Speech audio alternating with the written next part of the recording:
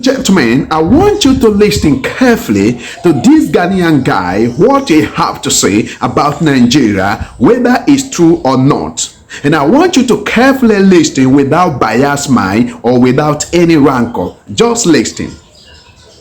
This is a tough one that I have to do, knowing the number of Nigerian friends I have and how this may affect our relationship moving forward, ladies and gentlemen. But the fact of the matter is this: the more we don't speak truth to one another in the face, the more it becomes everyone else's problem. Ladies and gentlemen, Nigeria is our neighbor and friend. Nigeria is the heartbeat of Africa. They are the sound and rhythm of Africa to the world because of their sheer size and talents. That is undeniable.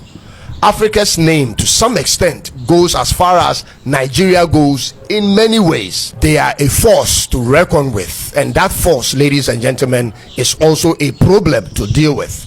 This is a country its people speak the loudest, both within and outside their borders, in spite of the many terminal challenges they face every day. This is a country whose spirit isn't easily broken, and if you are objective enough, you will concur with these facts, ladies and gentlemen. But a large percentage of the people of this country have chosen a pathway that cannot be encouraged, whether in Ghana, in South Africa, or in any part of the world. And this is what they have done. Ladies and gentlemen, they have given up on the fight to fix their own country and resorted to looking for what they couldn't achieve or cannot achieve in their own country, in other people's countries. And ladies and gentlemen, this shouldn't have been a problem because every other African country actually does it, except that they are looking for this success by any means necessary and in the shortest possible time.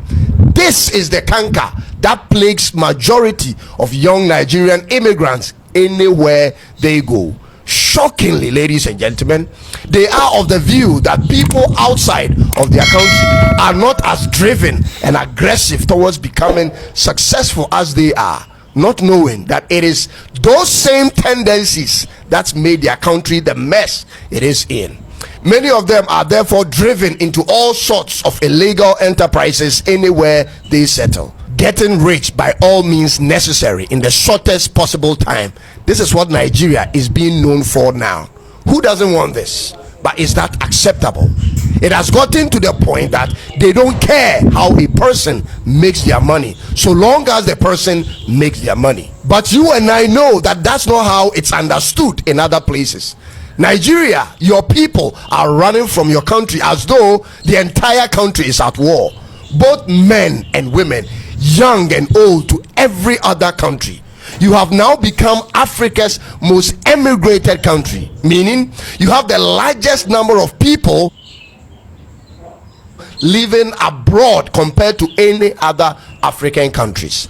This was true 20 years ago, ladies and gentlemen, and same today, and the number isn't slowing down because the factors that causes this is still expanding. Your social media content creators who indulge in politics are either doing it with comedy to trivialize the repercussions of their words, or are doing it outside of your country for fear of their lives. Almost every well-meaning person who speaks truth to issues in Nigeria lives outside of Nigeria. Fear and terror have hijacked your country at every front.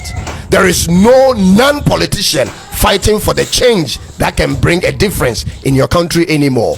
Almost every relevant voice in your country is either silenced or paid at this point. Therefore, the fight other countries have to put in to attain the peace you see and desire is what you have denied and declined.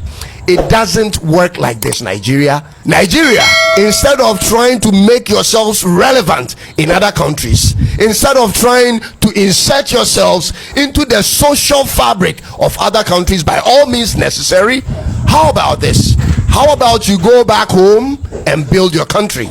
You have a country that could use a lot of the smart people. How be it, ladies and gentlemen, that the ones who claim to be smart are leaving or have left the country? Ladies and gentlemen, who have they left behind? how will you build your country like this? You have abandoned your country to politicians and cabals whose interest is similar actually to yours. And here is my explanation to that.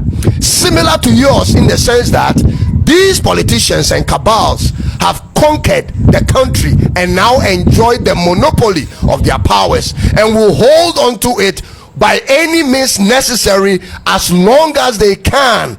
And that same spirit, ladies and gentlemen, is what most young Nigerians carry around to other countries. Are you any different, if I may ask? You want to dominate and entrench your dominion by all means necessary in the country you've moved to for as long as you can, just like your politicians and your cabals. Ladies and gentlemen, this is the chaos in your country, and the same chaos is being exported to other African countries and to most parts of the world.